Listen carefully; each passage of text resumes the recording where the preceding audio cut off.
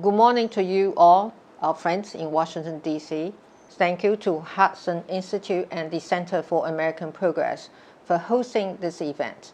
It's great to be with all of you through the internet, which the world is getting used to these days.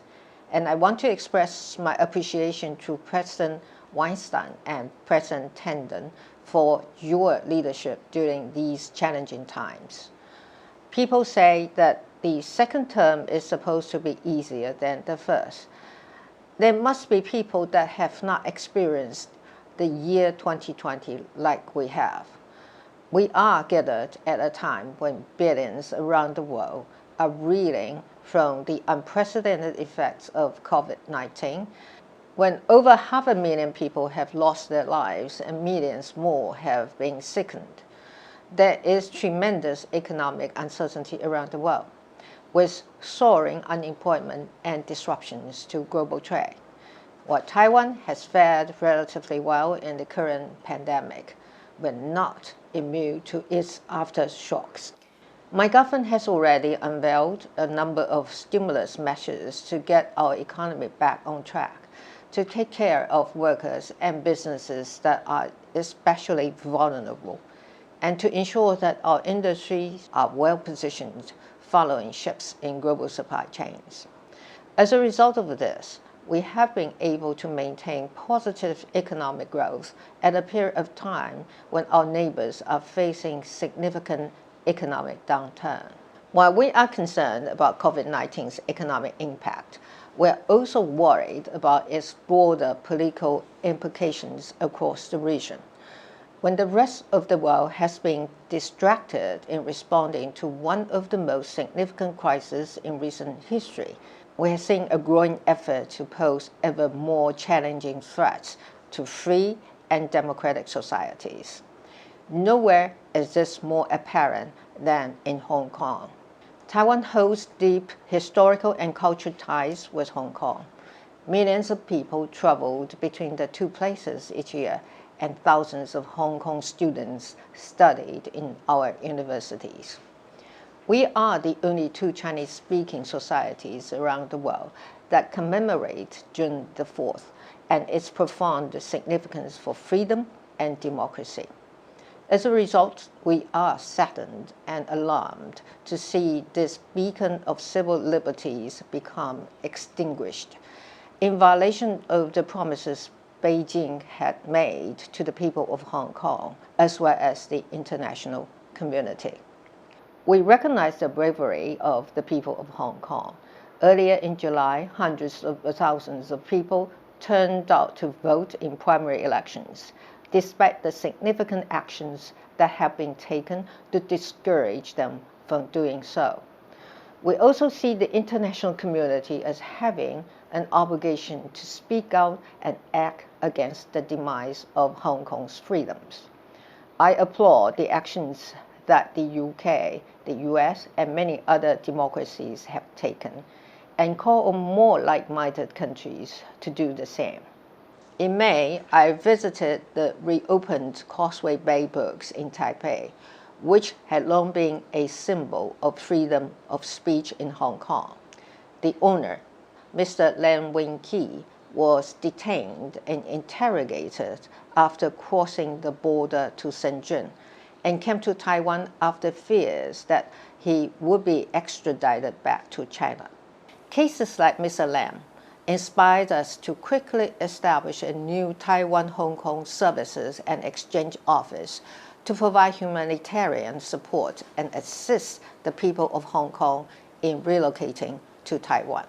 The measures that have taken place against Hong Kong further exemplify how Taiwan is on the front lines of freedom and democracy.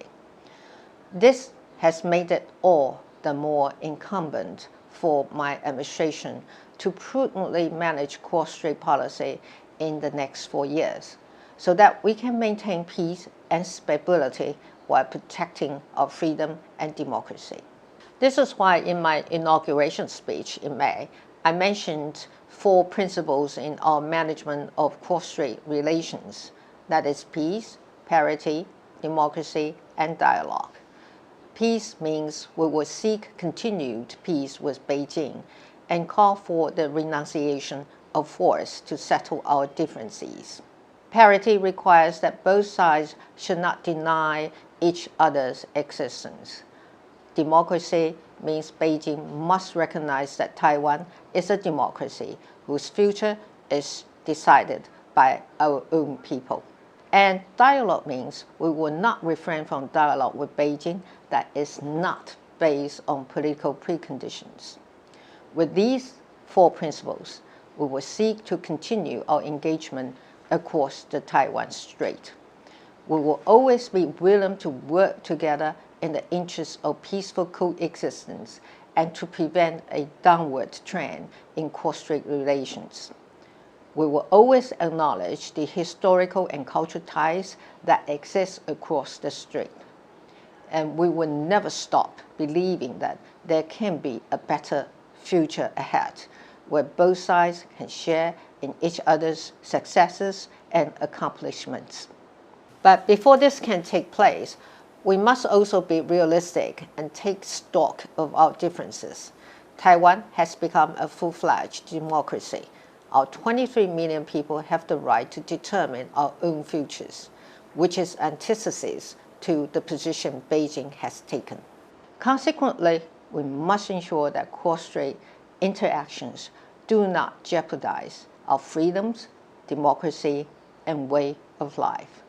The people of Taiwan expect nothing less from their democratically elected government. Upholding these principles requires us to be able to defend Taiwan against coercive actions. It entails backing up our words with actions, and this is precisely what I have in mind as I preside over the current round of capacity building of our military. I am pleased that working together with our legislature, last year we unveiled our largest ever defense budget, reaching 2.3% of our GDP. I fully expect that this number will continue to grow, but what will be equally important is ensuring that these resources are being spent on the right capabilities. This is why I am committed to accelerating the development of asymmetric capabilities under the overall defense concept. As I mentioned in my inauguration speech, this will be our #1 priority. We'll also identify, develop, and expand capabilities that can more effectively utilize our geographical advantages. Furthermore, we are deeply engaged in the reforms necessary to make our military even more effective. As an example of this, during the annual Hanguang exercise in July, we introduced our new joint battalions, which have greater capacity to conduct independent operations. For the first time, during the Hanguang exercises, our reserves also participated in live fire scenarios, showcasing their capacity to support and complement our regular forces, as well as play a critical role in our defense strategies.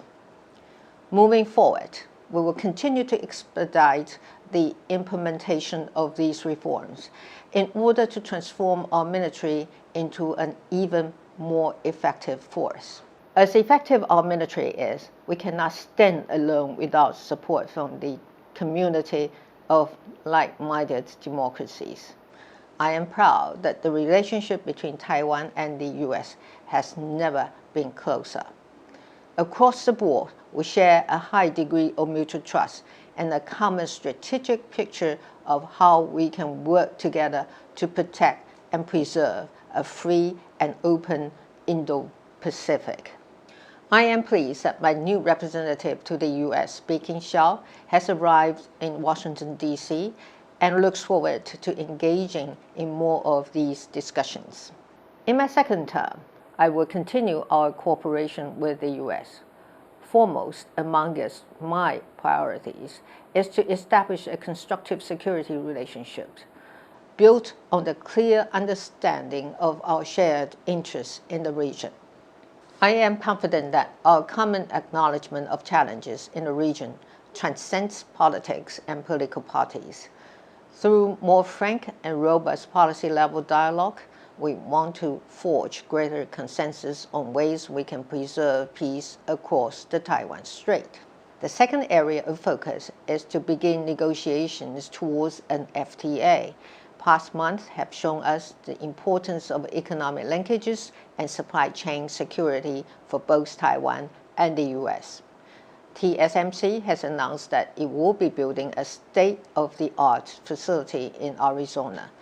Over the past year, American companies such as Google and Microsoft have substantially increased their investments in Taiwan.